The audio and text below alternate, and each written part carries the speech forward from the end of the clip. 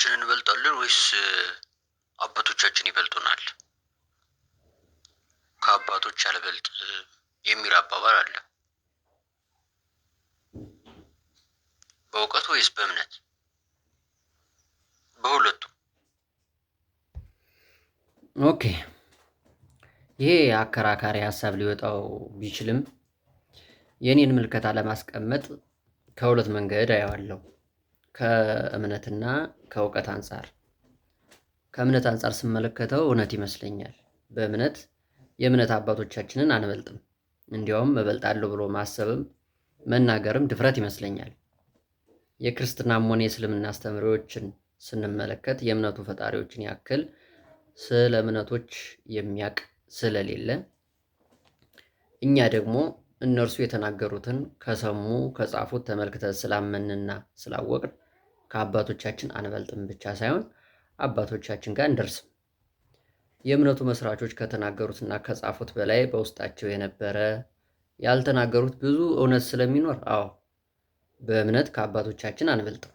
እንዲያውም የእምነት እውቀት ከመስራቾች ወደ ተከታዮች ሲተላለፍ በሰዎች አጻጻፍና አረዳድ ምክንያት በሚፈጠር የእውነት መዛነፍ ትክክለኛው አስተምህሮ እስከ መቀየር ሊደርስ ይችላል። ለዚያም ነው ሃይማኖቶች ዘመናቸው በገፋ ቁጥር እንደ ዛፍ ቅርንጫፍ እያወጡ የሚከፋፈሉት። በእምነት ከአባቶቻችን አንደርስም። ምክንያቱም እነርሱ የእምነቱ ፈጣሪዎች ከሰበኩት ስብከት በዘመን ከኛ በተሻለ ስለሚቀርቡ። ወደ እውቀት ወይም ጥበብ ስመጣ ግን እውቀት በተግባር የምታረጋግጠው በጊዜ ሂደትም ልታሻሽለው የምትችለው ነገር ነው።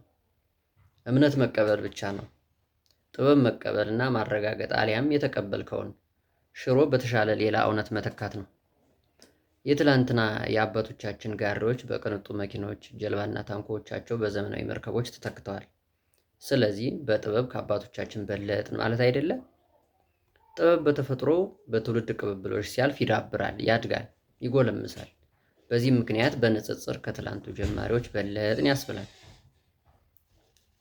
እምነት አንዴ በሙላት ሲሰጥ በአማኙ መሃል ሲፈስ ከመጀመሪያው አማኝ በየልጅ ልጁ ሲተላለፍ በተለያዩ በየዘመኑ በሚነሱ አዳዲስ ሀሳቦች ወይም ምንፍቅናዎች እየተሰነጠቀ እየተከፈለ ይሄዳል።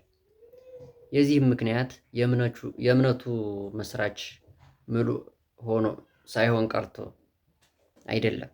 ተማሪዎቹ ወይም ጸሐፊዎቹ የሚረዱት እርሱ ከሰበካቸው ጋር አንድ ስለማይሆን ነው። በየዘመኑም በታሪክ ጸሐፊዎችና በፖለቲከኞች ፍላጎት መሰረት እየተሰረዘ ስለሚከለስ ነው። እኔ ጥያቄህም በዚህ መልኩ ተረድቼ መልሼዋለሁ። የሚመስለኝም ይሄ ነው። የእናንተስ ምን ትላላችሁ?